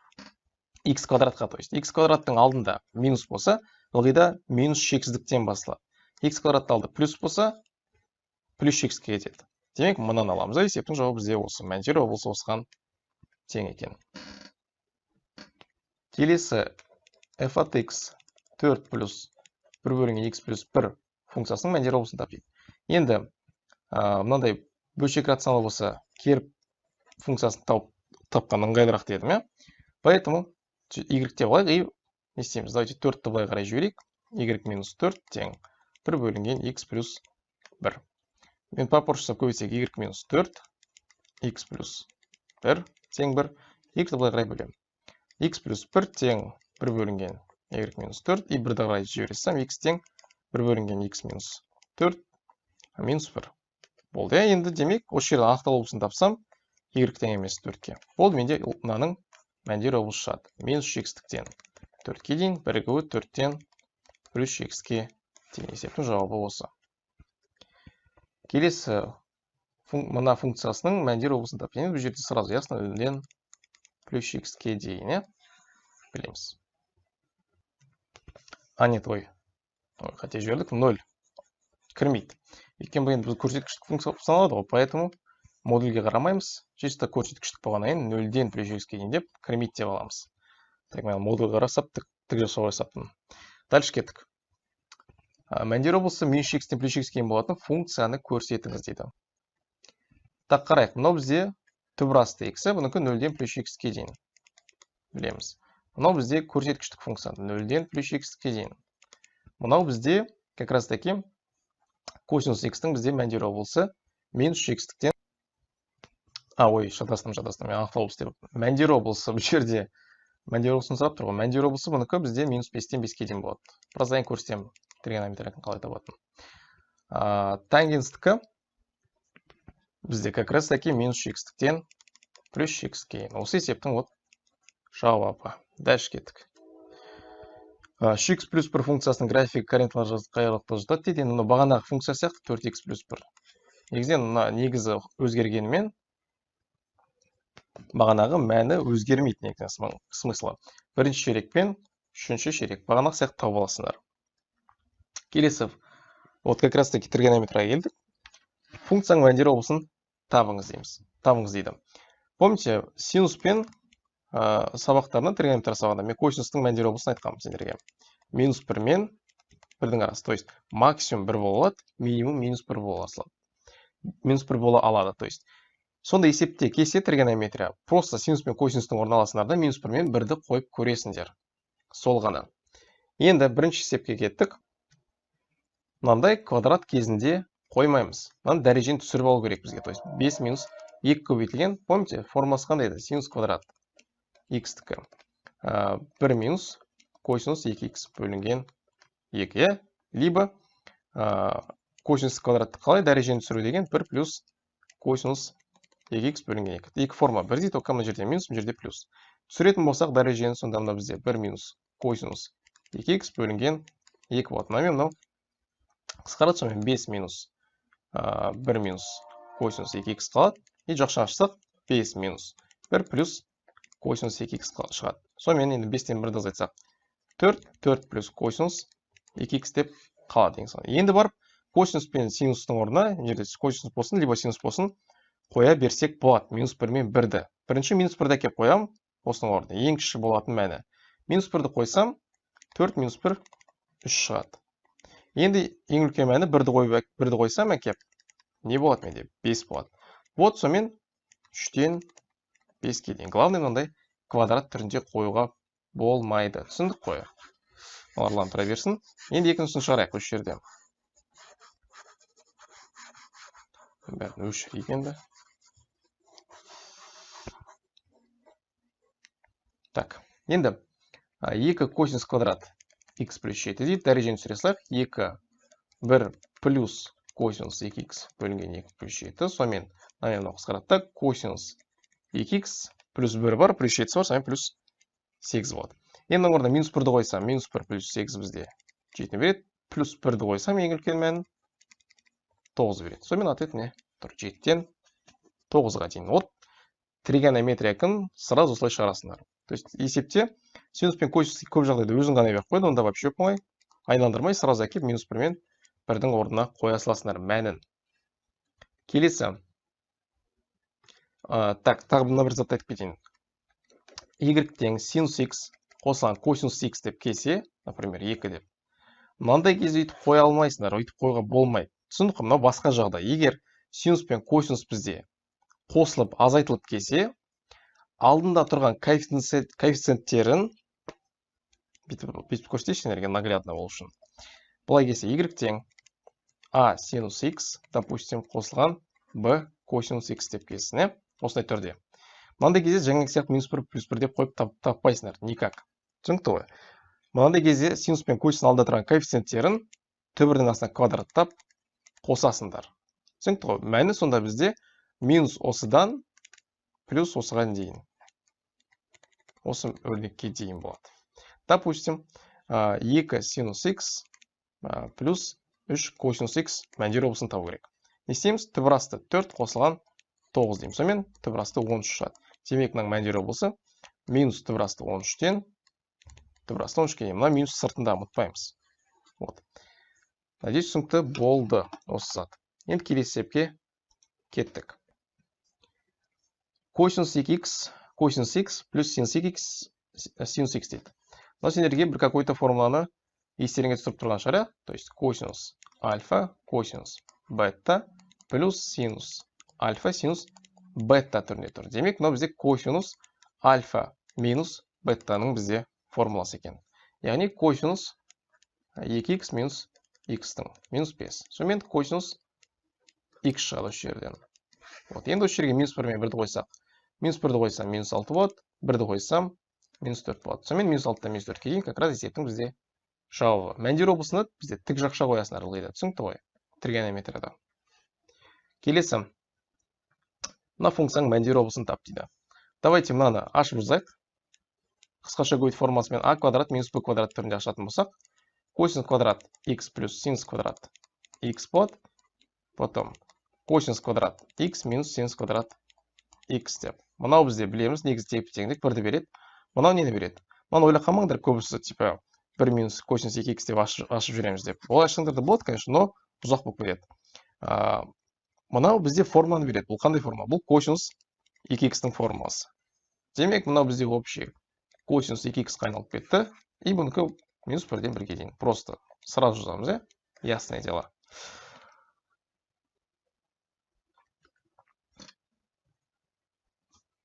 Вот, на есепте казалось бы, 7-тен плюс x-ке дейін деп мен бағана көрсеткен дейін. Но, қарандар, мына жерде мынаны былай алуға болады. Модуль x плюс модуль 5 деп алсаңдар болады. Неге осындар модуль ішінде x плюс 5 береді. Демек, мынау бізде 0 болады. Помните, 0-ден плюс x-ке дейін. И мынау бізде 12-ні береді. Сонымен, поэтому жерде 12-ден плюс x-ке дейін деп тұр. Осы затты тоже ұмытпаймыз. Кеттік келесі. Келесі функцияның мәндер облысын табыңыз дейді. Бағана көрсеттім, квадраттық функцияны қалай табамыз? x0-ны табу керек бізге. x0 формуласы минус b бөлінген 2a. Сонымен минус b-мыз қанша бізде? 4 бөлінген 2a қанша бізде? 2 көбейтілген 3-ке дейін екен. Сонымен қысқартсақ 2 бөлінген 3 болады бізде. Так, бұл x0. Енді y0 табайық. y0 табу үшін x0-да кеп x-тің орнына қоямын жерге. 3 көбейтілген x квадрат дейді. Мына квадраттасақ 4 бөлінген 9 плюс 4 көбейтілген жерде минус болып кетеді екен. 2 бөлінген 3 плюс 2. Сонымен мынау қысқарады. 3 қалады. 4 бөлінген 3 қалады. Минус. Мынау үстіне көбейтіп кетеді. 8 бөлінген 3. Мынау плюсты 2-ден 3-ті бере салайық. 3-ті бере салайық. Сонымен плюс қанша? 6 бөлінген 3 дейік оны. Сонымен 4 минус 8 плюс 6 бөлінген 3. Сонымен мынаны минус 4 плюс 6 менде 2-ні береді. 2 бөлінген 3 шығады екен. И бағана айтқандай, ылғида y0-дің мәні бізде мәндер облысы болады. Енді оның 2 бөлінген 3-не плюс x-ке дейін ба, либо минус x-тен 2-ден 3-ке дейін ба екенін қалай табамыз? X квадраттың ғана қараймыз. Алды плюс па, минус па? Мен жерде плюс деп тұр. Демек, вот как раз есептің жауабы 2 бөлінген 3-тен плюс x-ке дейін. Тек жақшамен. Вот, без синус x минус 12 косинус x функциясының өзгеру облысын тап дейді. Өзгеру облысы дегенімізде мәндер облысы бір зат. Енді бағана айтқандай, синус пен косинус қосылып азайтылып келсе, бір-біріне минус 1 мен 1-ді қойып таппайсыңдар. Алдында тұрған коэффициенттерін не істеуші едік? Квадраттап бір-біріне қосамыз түбірасына. 5-тің квадраты 25, 12-нің квадраты минус 12 немесе 144. Сонымен 169 шығады. Сонымен 13. Енді осыдан шыққан мән минус 13-тен 13-ке дейін. Есептің жауабы. Функцияның мәндер облысын тап дейді. То же самое, сондай есеп. Түбірдің астына 1-ді квадраттайым 1, түбір асты квадраттайым 3. Не шығады? Түбір асты 4 шығады. Одан 2 шығады. Есептің жауабы не? Минус 2-ден 2-ке дейін. Келесі, давайте енді функциялардың жұптақтығын қарастырайық. Вот, мына таблица деп айтсаңдар болады. Осын жаттап алсаңдар негізінен ешқандай қиындық болмайды. Функцияның жұптығын тақтығын табу ешқандай қиындық потом туғызбайды сендерге. Так, жұп функциялар қандай функциялар жатады бізде? Допустим, x квадрат, то есть егер x-тің дәрежесі бізде жұп сан болатын болса, ол соответственно бізде жұп функция болады. Және де бізге жұп функцияларға түбірасты x жатады, жұп дәрежелі түбірлер. Потом модуль ішінде x жатады, косинус x жатады, и тағы бір екі функция бар осындай. Тақ функцияларға бізде дәрежелер тақ x-тер жатады, тақ дәрежелі түбірлер жатады, потом синус x, тангенс x, котангенс x тоже бізде тақ функциялар. Енді қарайық. Мына таблица не дейді? Жұпқа біз жұпты қосып азайтсақ, бізде жұп шығады екен. Ну, плюсқа плюс қосқан сияқты бізде сол сияқты. Таққа тақты қосып азайтсақ, тақ шығады екен. Жұпқа жұпты көбейтіп бөлсек, жұп шығады. Таққа көбейтіп бөлсек, мынау көбейту, мына бөлу деген сөз. Жұп шығады екен, минусқа минус деген сияқты. Потом жұпқа тақты көбейтсек, плюсқа минус, бізде тақ шығады екен. Тоже плюс минус деп жаттасаңдар болады. Потом жұпқа санды қосып азайтып, көбейтіп бөлсеңдер, жұп шығады екен. Таққа санды көбейтіп бөлсеңдер, тақ шығады екен. Вот таққа санды қосып азайтсаңдар, сендерде тақта жұпта шықпайды. X деген сөз, тақта жұпта емес деген сөз. Таққа жұпты қоссақ, азайтсақ, тоже тақта жұпта болмайды екен. Потом тақтың жұп дәрежесі бізде жұп болады, тақтың тақ дәрежесі бізде тақ болады екен. Негізден жолы бізде функцияның жұп тақтығын анықтау. Функциядағы x-тің орнына минус x-ті қойып көреміз. Түсінікті ғой? X-тің орнына минус x-ті қойып көреміз. Егер содан бізде қайтадан плюс x шығатын болса, онда функция бізде жұп. Потом, ал егер x-тің орнына минус x қойған кезде бізде минус алдына шығып кететін болса, онда функция бізде тақ деген сөз. Негізі определениесі бізде болса. Ал егер функцияны минус x қойған кезде вообще функция өзгеріп кететін болса, например, g от x деп, вообще басқа функцияға өрнек ауысып кететін болса, онда бұл жұпта тақта емес деген сөз. Енді давайте осындайларға есептер шығарайық жұп тақтыққа байланысты. Және де қазір сендерге графикті көрсетейін. Егер графикпен сұрап келсе, жұп тақтығын тап деп. Қараңдар, жұп функция бізде ордината осіне, то есть y осіне, мынау y осіне симметриялы болады. То есть мына жақ пен мына жақ ұқсайды. Просто солай жаттап да болады. Оң жақ пен сол жақ бір-біріне симметриялы болу керек. Вот. Либо асты былай, либо общий былай, әйтеу сол жақ пен оң жақ бір-біріне симметриялы болу керек. Ордината осіне қарағанда. Тақ функция бізде абсцисс осіне қарағанда не болу керек? Симметриялы. То есть былай жаттасаңдар болады. Мына жақ пен мына жақ ұқсау керек. Бір-біріне симметриялы болу керек. Қарама-қарсы жағы былай. Вот x түрінде жаттасаңдар болады. Либо былай бір-біріне симметриялы, либо былай бір-біріне симметриялы болу керек. Надеюсь, түсіндіре алдым. Енді мына неден қарайық, есепте қайсы жұп, қайсысы тақ екен. Мынау бізде қандай функция? Мынау бізде жұп функция біріншісі, көріп тұр. Сол жақ пен оң жақ симметриялы тұр. Екіншісінде қандай не тұр, график тұр, жұппа тақпа. Мынау бізде жұпта тақта емес. Өйткені вообще симметрия жоқ бұл жерде. Үшіншісін қарайық. Үшіншісінде бізде көріп тұр, бізде тақ функция. Видите? Мына жақ пен мына жақ бір-біріне симметриялы болып тұр. Ой. Енді, так, мына не болып кетті. Вот дұрыстадық. Сонымен мына жақ пен мына жақ ұқсап тұр, бұл бізде тақ деген сөз. Мынау қандай функция? Мынау бізде жұпта тақта емес. Өйткені вообще симметрия бұл жерде тоже жоқ. Көріп тұр ғой, симметрия жоқ мынау. X. Егер мына жер былай тұрған кезде, ол бізде тақ функция болушы еді, ұқсаушы еді. Мынау бізде тоже симметрия жоқ. Демек, 1 мен 3 қана бізде жұппен тақты береді екен. Қалғандар тақта жұпта емес. Бізге не сұраған? Жұпта тақты емес функциялар көрсетіңіз. Демек, 2, 4 и 5. Бұл нұсқасы есептің жауабы. Енді түсінген шығарсыздар. Келесі. Жұп функцияны анықтаңыз дейді. Енді бұл жерде бағанағы сияқты вариант талдайсақ болады, қосып азайтып деген сияқты. Бірінші нұсқаны талдайық. Сонымен санға жұп функция азайтылып тұр. Санға жұп функция азайтылып тұр.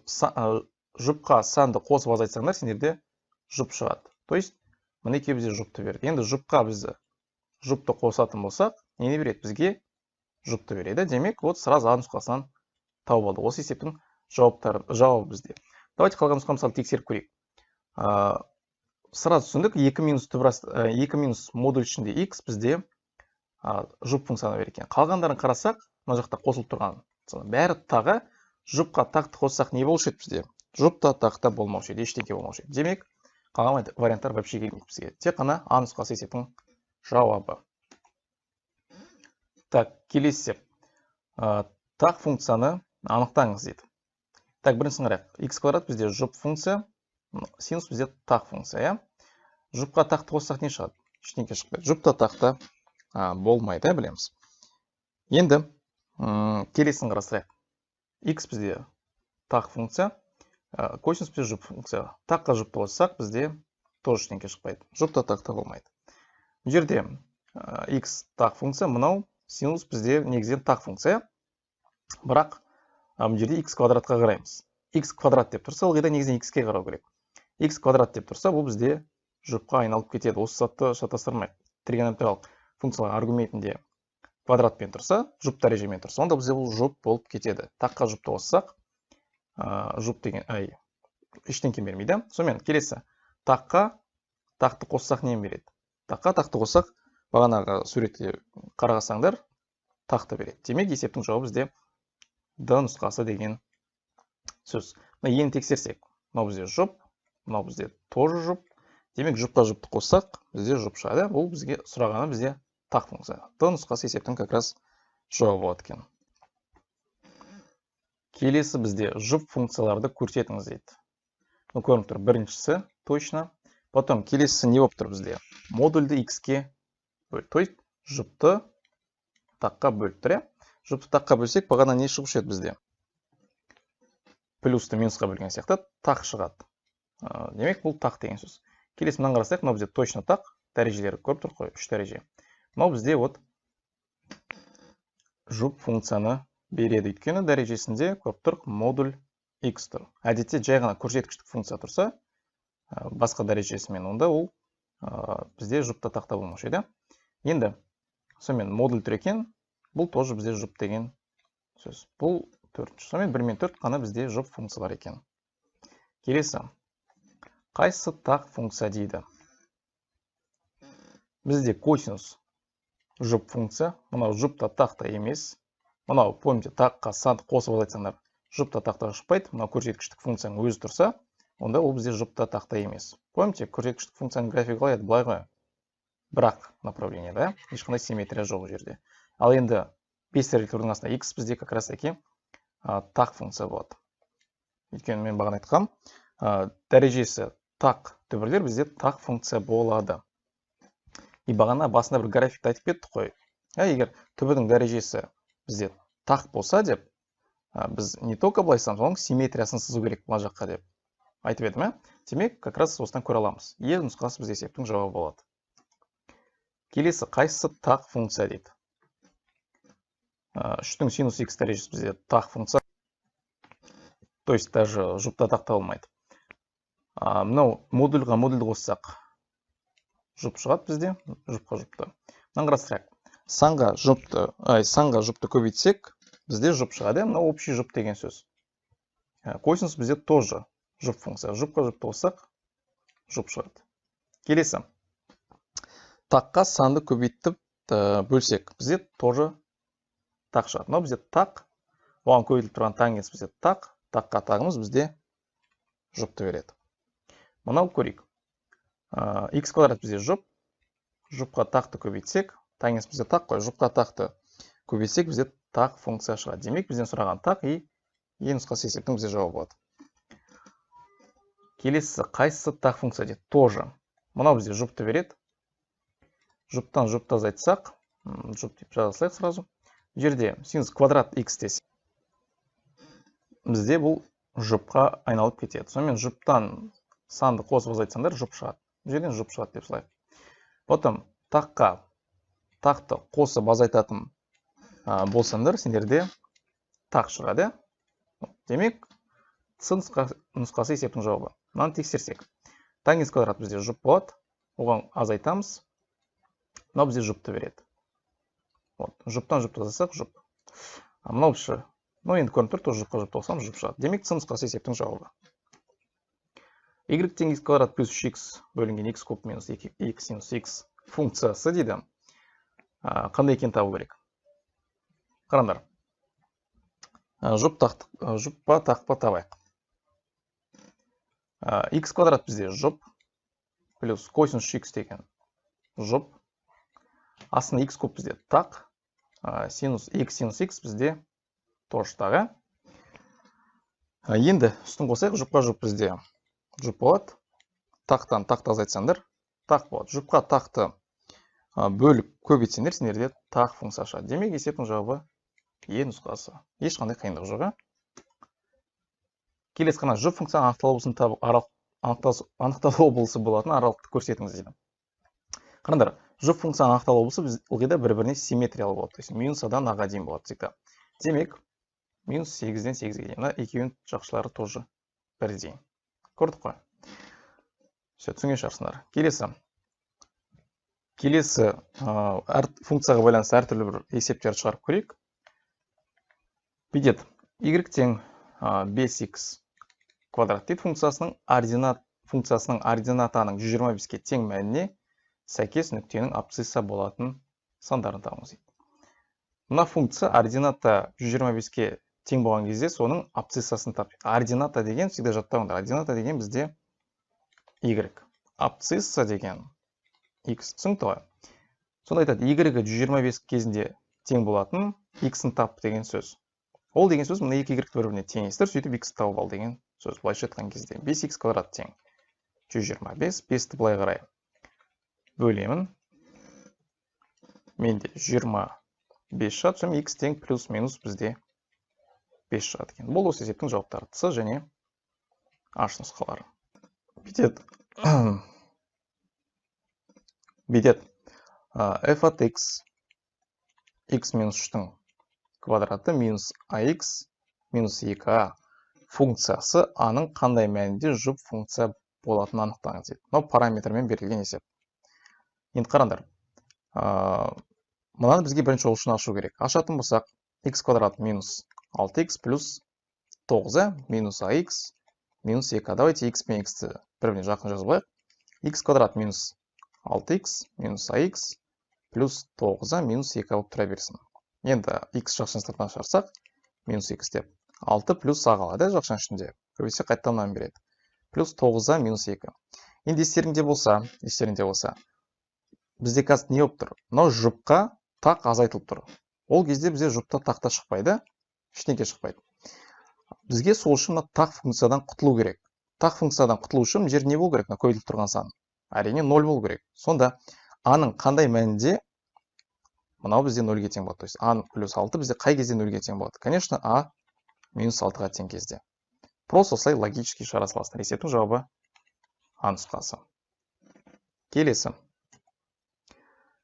Өспелі функцияларды анықтаңыз дейді. Өспелі функцияларды бағана айтқандай, x-ің орда сан бере берген кезде ол функция бізде постепенно өсе беретін функцияны айтады. Енді бізде осындай сұрақтарда, осындай есептерде көп жағдайда, почти бүкіл жағдайда бізге көрсеткіштік функцияны беріп қойды, өсу кем аралығын тап дейді. Мына затты жаттауыңдар. Егер аның x дәрежесі болса бізде көрсеткіштік функция. Егер негізі бірден үлкен сан болса, онда функция өспелі. Ал егер негізі 0 мен 1-дің арасына жататын сан болса, бізде функция кемімелі. Түсінікті ғой? Осыған қарап таба саламыз. Енді қараңдар. Бұл жерде қарастырайық. Түбірасты 3 бізде қандай сан түбірден шығарсыңдар? Ну, примерно алу керек. Примерно, 1,7 деп алсын. Ну, примерно алу керек. Примерно, 1,7 деп алсаңдар болады. Бірден үлкен саны, демек, мына функция бізде өспелі. Негізі ответ сразу осын алсаңдар болады ответке. Енді жерде вариант береміз, сразу бір екеуін алу керек. Біріншісі точно өспелі болады. Екіншісі көріп тұқ, 0 мен 1-дің арасы жатады. Кеммелі бұл бізде. Мына бізде 1,7-тен примерно азайтсаңдар 1,07 шығады. Примерно тоже. Значит, функция кеммелі. Мынаны қарастырайық. 3-тен азайтамыз, примерно 1,07. Қанша шығады? 1,3 шығады. Тоже бұның бәрі примерный заттар. Енді, бірақ бұл жерде бірден үлкен екен, яғни функция өспелі. Демек 1 мен 4 есептің бізде жауаптары. Келесі тоже бізге кеммелі функцияны анықтаңыз дейді. Енді мынаны сразу 7-дің x дәрежесі деп үстіне көтеріп алсақ, минус дәрежесін жоғалтып. Мынау не шығады бізде, яғни бірден үлкен сан өспелі функция. 2-ні қарастырайық. 2 11-ді 4-ке бөлесіңдер примерно. Тоже примерно бөлесіңдер. 11 4-ке бөлсек, примерно 2-дің примерно емес, даже 2,175 шығады екен бізде. Демек, мына функция бізде өспелі. Үшіншісін қарастырайық. 3,5 дейді. 3,5 тоже бірден үлкен сан. Демек, өспелі. 3 бөлінген 4 0,75. Демек, мына функция кеммелі. Тек қана сонда 4 деген бізде кеммелі функцияға жатады. Келесі y тең модуль ішінде түбірасты 3 минус x минус 5 бар. Плюс 2 графигіне тиісті нүктенің координатасын көрсетіңіз дейді. Енді самый оңай жол бұл жерде просто вариант талдай салды. То есть x-тің орнына мынандай берген y мынандай шығу керек деген сияқты. Аны тексерейік. X-тің орнына 1-ді қойған кезде y-іміз 5 шығу керек екен. X, y-ге сонда түбірасынан 3 минус 5. Ой, наоборот, 1. 5 деген бізде не қой? Y қой. 3-тен 1-ді азайтсақ, 2, түбірасты 2, минус 5. Потом плюс 2. Ну, там бұл жерден енді явно бізде не шықпайды? 5 шықпайды бұл жерден. Енді бұны көрейік тексеріп. Түбірас азайтсақ 0, сонымен үшіне минус 5 қалады. Плюс 2 деп. Минус 5 бізде плюс 5 болып шығады. Модульден плюс 2-ні қоссақ 7 шығып тұр. Бізге минус 6 шығады деп жазып қойдық. Дұрыс емес, значит, мына вариант. 0, 2-ні көрейік. Түбірасты 3 минус 5. Енді бұл жерден түбірден құтыламаймыз, сонымен 2 шықпайды, точно. Келесі, минус 6 мен 3-ті көрейік. Минус 6-ны қойсақ, бізде түбірасты 9 болады. Минус 5 плюс 2. Мына жерден 3 шығады. 3-тен 5 азайтсақ, бізде минус 2. Так, дұрыс, иә. Минус 2 модульден бізде 2 болып шығады. 2-ке 2-ні қоссақ, бізде 4 шығады. Значит, тоже дұрыс емес. Тек қана соңғы вариант қалды, осыны тексеріп көрейік. Түбірастына қоямыз. 3 плюс 1 болады бұл жерде. Минус 5 плюс 2 ислайық.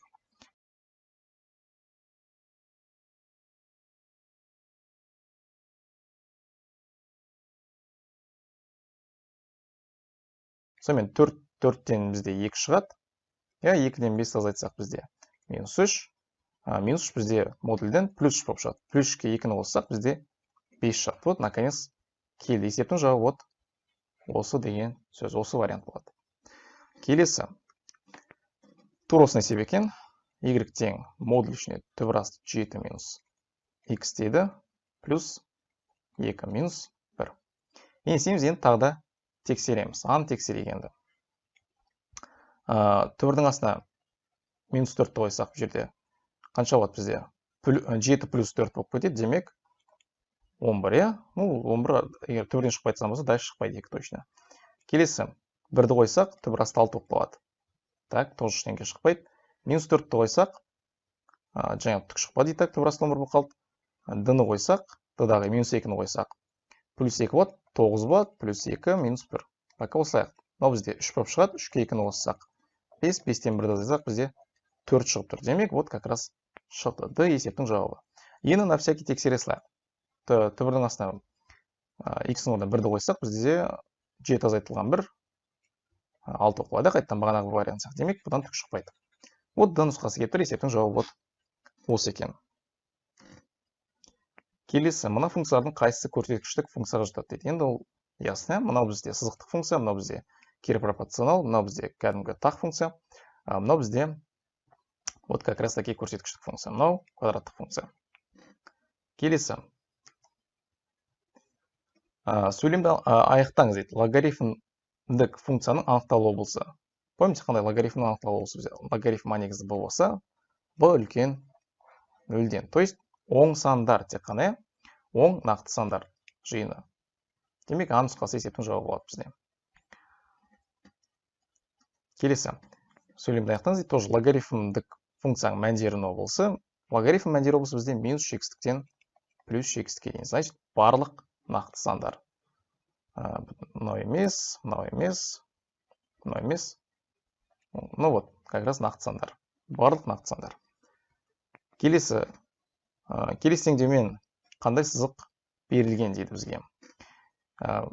Помните, егер бөлшектің бөлімде тұрса, кері пропорционал функция, бөлшек рационал функция десеңдер болады. Бұл бізде гипербола с болады. Қай функцияның графигі y тең k бөлінген x пен берілген. Вот как раз таки жаңа есеп сияқты. Конечно, гипербола. Вот. Сонымен бүгінгі біздің функция тақырыбымыз бітті. Надеюсь, айтылған заттардың бәрін түсіндік. Түсінбей қалған жерлер болса, скриншот жасап маған личкаға жіберсеңдер болады. Осы жер кішкене түсінбей қалдым деген сияқты. Но өздерің есептер іздеп қараңдар. Мен бүкіл жерде бұның осы сабақта функцияның бүкіл есептерін көрсете алмаймын. Тестте келеді деген әртүрлі болып келуі мүмкін, өзгертіп келуі мүмкін. Поэтому өздерің шарп көріңдер есептер іздеп. Там тест-центрдің пробнигі болсын, өздерің үйдегі пробниктарың болсын, әйтеуір есеп шығару керек көп. Сонымен сабақ қарағандарға рахмет. Осымен сау болыңдар.